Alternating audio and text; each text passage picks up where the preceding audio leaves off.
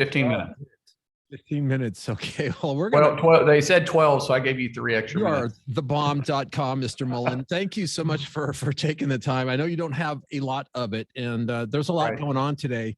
The first thing I wanted to do before we move on, before I started recording, we were chatting for a second. And I told you that for the first time in my life, I finally get to go to Washington, D.C., and it's because of an honor flight. I get to go on an honor flight, and you told me your first trip to Washington, D.C. was on. Just tell us that story real quick.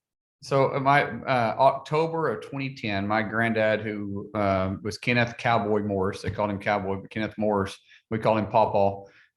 He got invited to go to DC on an honor flight, but he swore he'd never fly after he left Europe.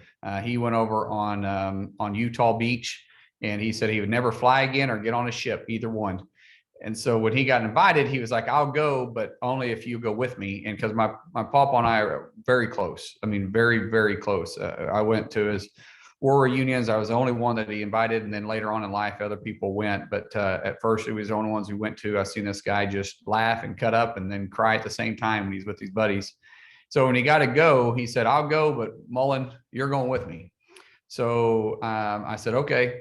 So I volunteered, had to be a chaperone, and we go there, and it was so amazing because we left early in the morning. This was when they were just taking World War II veterans. Right. And so it was just amazing. You saw a lot of guys. I think we had 50 some wheelchairs that was going with us.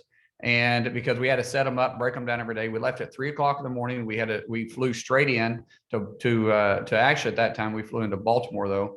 They had, the fire trucks were out there shooting water over the planes and stuff. It was really cool. We get in, and I remember driving past the Capitol thing. That's the Capitol. Holy cow. Look at that. That's so cool.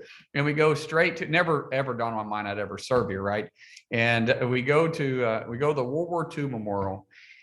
It was so amazing because we got out. These guys have been traveling at this time for several hours. We got all the wheelchairs out, put them in the wheelchairs, and we start pushing them to the front. And Pawpaw, he always wore his cowboy hat, cockeyed, and he always had Levi's and boots on. And we get to the front of the memorial, and he stopped.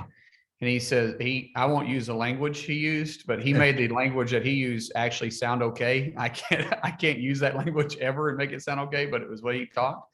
And he said, beep, beep, beep. I'll walk myself in my memorial. And he got up, and I'm telling you, it was so amazing because what happened after that is most of the guys, everyone that could walk at all, stood up. And I'm not kidding, they became young men when they walked in. They were all looking for the reef. You'll see that when you get here, they are looking for the reef. They were laughing. They started telling stories. It was just absolutely amazing to see all these World War II veterans become young again.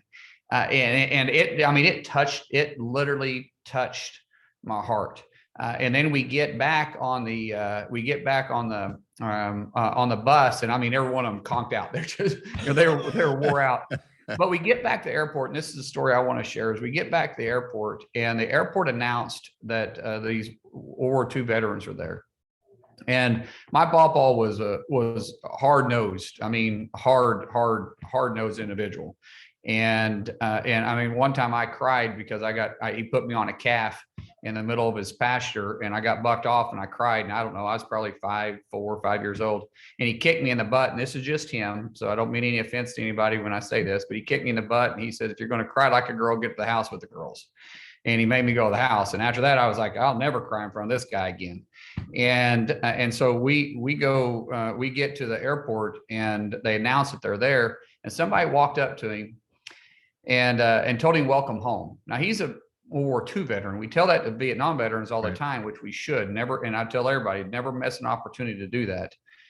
But he was odd because he looked at me and he says, take me to the bathroom. And he goes to the bathroom, and other than laughing and crying at the same time with his buddies, because he had never seen him cry for being sad, he broke down in the bathroom. And here's the toughest guy that I had ever met in my life. And he broke down, and I was like, Pawpaw, you okay? And I mean, he was literally leaning over the sink, and he was doing that. And I mean, I was just, I mean, it touched me, and I put my hand on him. I said, Papa, you okay? And he said, son, he said, I didn't get a welcome home when I came home. He said, I came home a year after the war had ended, and I got dropped off in Fort Smith, Arkansas, and hitchhiked all the way back home with my duffel bag. I set it down and immediately went to work. He said, I never thought about it. I never wanted a welcome home. That was not because, but not all of us GIs came back with a celebration like they have in New York. We came home back quietly and we went to work. He says, I never thought about it. He says, I don't know. And he started witnessing his other words that he used and why this affected me so much. He said, but it did. He said, maybe it's just because of the emotional the whole day.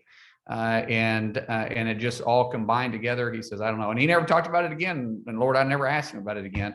But that was my first trip to DC, and we was in town for maybe 8 hours total. That's an amazing story, Markwayne. And I'm told it's essentially the same process now. They're telling me I'm on the plane at like 4 a.m. and we come back that night. And yeah. So, and I'm like, it'll be amazing. It'll be amazing. There was this one little guy that I was on the plane with. He was a World War II veteran, a Korean veteran, and a Vietnam veteran. Which there weren't a lot of those, but it did happen. Yeah. Yeah. All right, brother, let's move on real quick. You're filed some kind of a bill that talks about expunging. I guess this is the first time that Donald Trump got impeached. Right. So it's a resolution to expunge the impeachment of President Trump. In light of all the new information that's come out, Hunter Biden's laptop, the fact that Biden did say in 2018 that he was bragging about the fact that in 2016 as vice president, when he was over in Ukraine meeting with the president at that time, and basically told him, he told him that by the time I get on this plane, if you haven't fired your attorney general, who by the way was investigating Hunter Biden, his crackhead son, for being on a board of an oil and gas company that was illegally selling leases. And he said, the president or Vice President Biden at the time said, if you don't fire him by the time I get on Air Force Two and leave, that we're going to withhold military aid. Now, that was, we know that how? Because he publicly said that in 2018. We got a recording of it. It's been public. You can look it up. Said that Joe Biden was, when he was out of office, publicly said that, and he was talking about it, how he got the guy fired. And he was talking about how he's tough, how he can handle tough situations. But you said we have new information. Well, I'm just saying this is all the information. I'm saying all this information coming out. Then the fact that what he was talking about has been proven true with Hunter Biden's laptop, and then you start seeing that the collusion that they were always talking about President Bush or President Trump with Russia wasn't true. You find out that actually the DCCC and Hillary Clinton actually had hired part of that to be investigated. You see all this stuff come out, and they based this whole thing, this impeachment, based on two things. It was a phone call and the prospective bribery that might have taken place. When underneath Article 2, Section 4, there was no high crime, and there was no high crime or misdemeanor that was taking place, and they impeached him for solely political purposes. So with all this being said, we went back, started 6 months ago, started doing the research on this, saying, is there a possibility for us to expunge this impeachment? Because our founding fathers, that was the biggest fear that they had, was that our founding fathers were afraid that impeachment would be handled for political gain, for political purposes. So we know it was wrong. And since we know it was wrong, how do we make that right? You can't rewrite history, but you can right a wrong. And in this particular case, if we can expunge a president that was impeached for no other reason but for political purposes, headed up by Adam Schiff, who constantly lied the whole time as the chairman of the Intelligence Committee, was constantly saying that they had the smoking gun, and the smoking gun never came through. They said they had whistleblowers that was going to prove the intent of the conversation, when we had the recording of the conversation and the transcript of the conversation that President Putin had at that time or President Trump at that time had with President Zelensky, which didn't show anything like they were saying had happened. So it showed it was 100% politically motivated. by Pelosi, by Schiff, and by Chuck Schumer, that this resolution would go back and expunge it and say, you know what? The House of Representatives, underneath the guidance of Speaker Nancy Pelosi, got it wrong, and we're going to make it right. So is there even a legal mechanism by which you can do this so it can be done? That's why we did the research. We started researching this roughly 6 months ago, and it's through a resolution to go back and say that this was done underneath political motives, and that essentially shouldn't ever taken place. So okay, so it's resolved that this shouldn't have happened, but it doesn't undo that it happened, right? Well, it basically puts an asterisk beside it in history books. Okay. So I mean, you understand what I'm talking about. The history can't be written, but it can show that it should have never taken place. So essentially, throughout history, then it would say that he got. Sorry about the buzzing behind us. We have to pause a second. Is that a vote? Yeah, that's it. They're calling us back in a session, basically. Okay. So it would basically show that that the impeachment did go through. We can't where that's always going to be part of history. However, it will show that it was done for political purposes and it was wrong and not right of the House to do it, and say that what he did wasn't actually impeachable. So it would set the record straight. Okay. Still going to be some folks who, I guess it's still going to be kind of a matter of opinion, even 100 years from now, whether or not it should have ever happened, right? I mean, well, not really, because Article 2, Section 4 is very clear. It's got to be a high crime or a misdemeanor or treason, essentially that causes him to be impeached. And when that's not there, then that's not impeachable. It wasn't very broad. And so when you start going through, what they claimed was never actually done. When they claimed that he was trying to use the word favor. Remember, they made a big deal. We need you to do us a favor. Yeah, I need you to do me a favor. Right. Well, what was the favor meant? It wasn't anything. It didn't mean anything. He just said, I want you to look into this. Is there any truth to this? Well, that's no different than if you and I talked about it and says, hey, I need you to do me a favor. I called my dad last night and I said, I need you to do me a favor because I need one of the kids that left their keys in the car in Tulsa. I need him to go up there and help him. Right. So that's a favor. And we're kind of short on time, so I'm going to get a couple more questions in. So one, people are going to say, well, okay, that's all nice, Representative Mullin, but that's also ancient history. Who cares? And then you're going to get people who are going to say, okay, this is Markwayne running for Senate. He wants a Trump endorsement. So naturally, he's going to do anything to kiss Mr. Trump's posterior to get, try and get some attention. You're going to get this flack. I'm not telling you anything you don't know. So how are you going to respond to all that? And the timing of why now? Well, because we've been doing this for 6 months. And the reason why we did it now was because we need to lay the groundwork. We don't have any misconceived ideas that Speaker Pelosi is going to allow this to come to the floor, right? But we need to have the conversation started now. So come January 3rd of 2023, when we take the gavel out of Nancy Pelosi and finally retire her, and we put we make Leader McCarthy, Speaker McCarthy, we can immediately start the investigations to undo these disastrous political motives that happened why Speaker Pelosi was at the helm.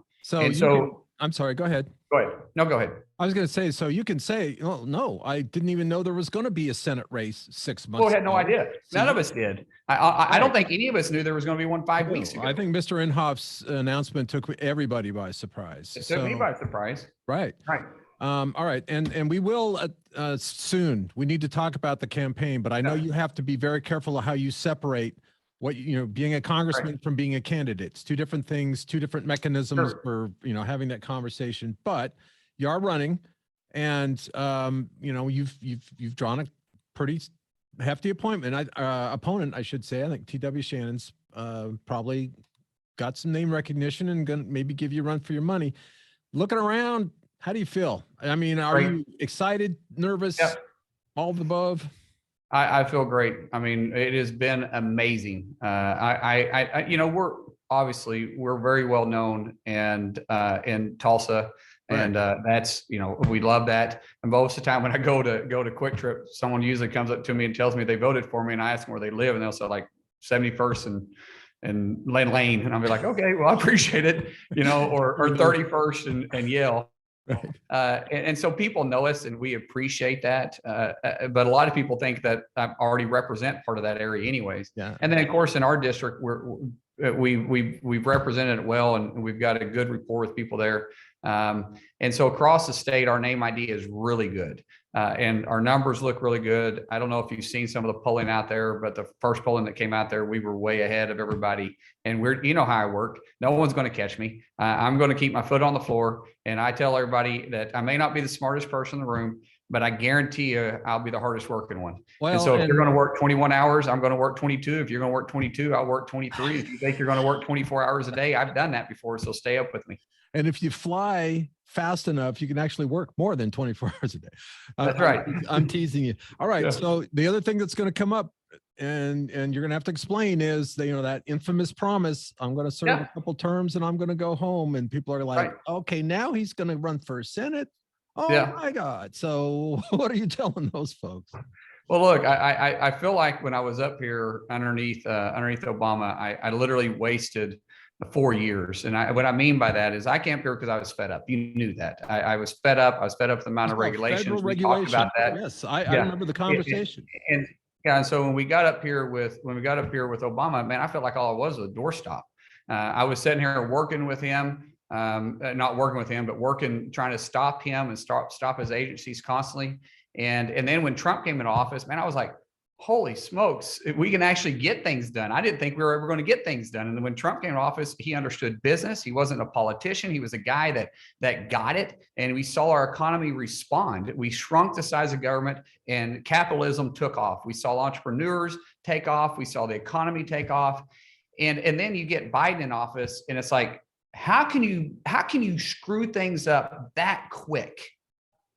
I mean, honestly, how can you honestly mess stuff up? And so then there was a little pandemic thingy that happened 2 years before. But we didn't have a border crisis. We didn't screw up Afghanistan. We didn't have a border crisis. We handled it differently, but we did handle it a lot of people coming across. We sure didn't see the influx that we're having now. We didn't see the disastrous policies that's causing the economy to shrink. And so when we get all to that, my point is that I'm looking forward to taking this same fight that we had in the House. I'm looking forward to taking it to the Senate and hopefully be able to work with President Trump in 2024. And what about the Roger Stone, I think, inspired scheme to have former President Trump elected as Speaker of the House in 2024, and then impeaching, somehow getting rid of our president, vice president, I think through impeachment or whatever.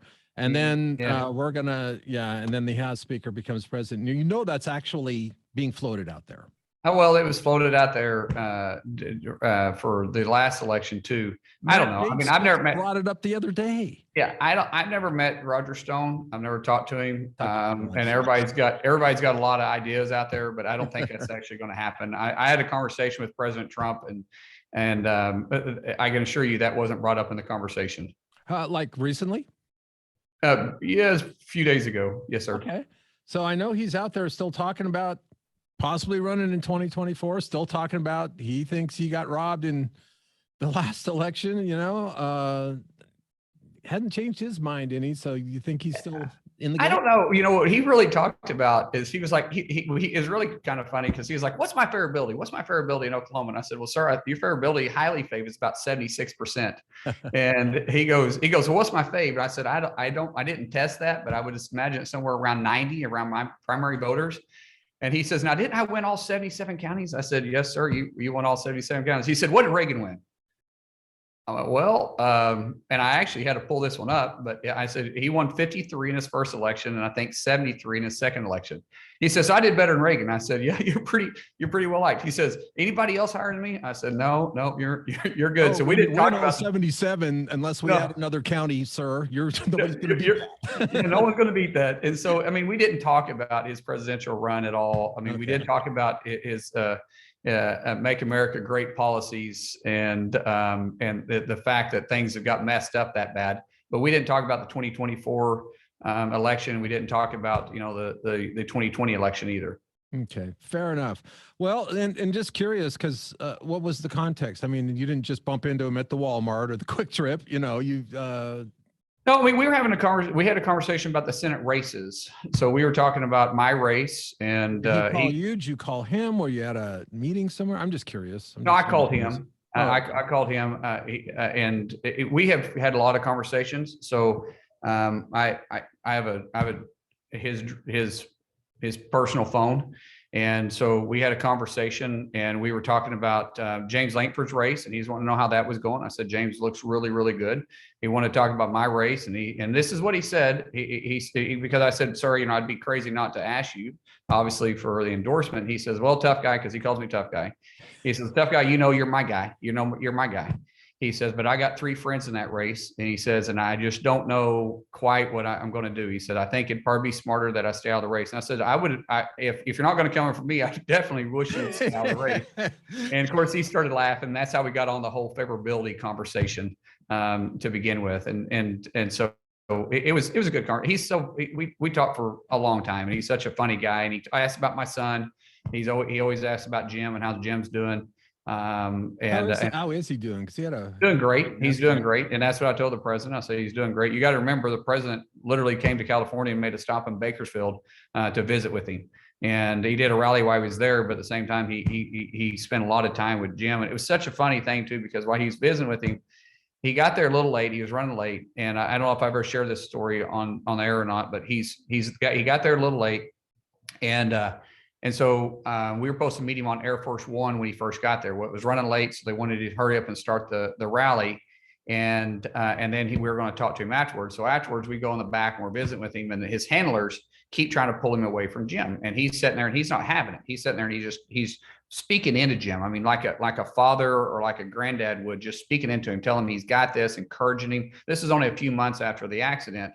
And so he's just telling him, you know, you got to work hard. You got this, son. I believe in you. And I mean, literally hugging on him and loving on him. And it's just something really special to see this big president who has this bigger than life personality just speaking into your son. And his handlers kept coming over and say, sir, we got to go. We got to go. And finally he turned around to him. He says, I guarantee you that plane won't leave without me.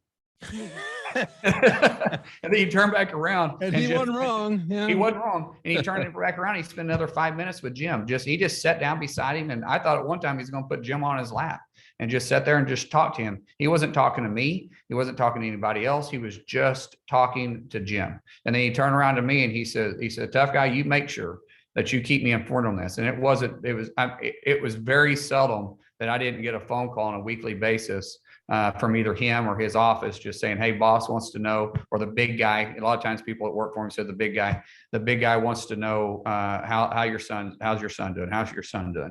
So it was pretty neat. Outstanding. Well, I imagine your people are standing there going, yeah.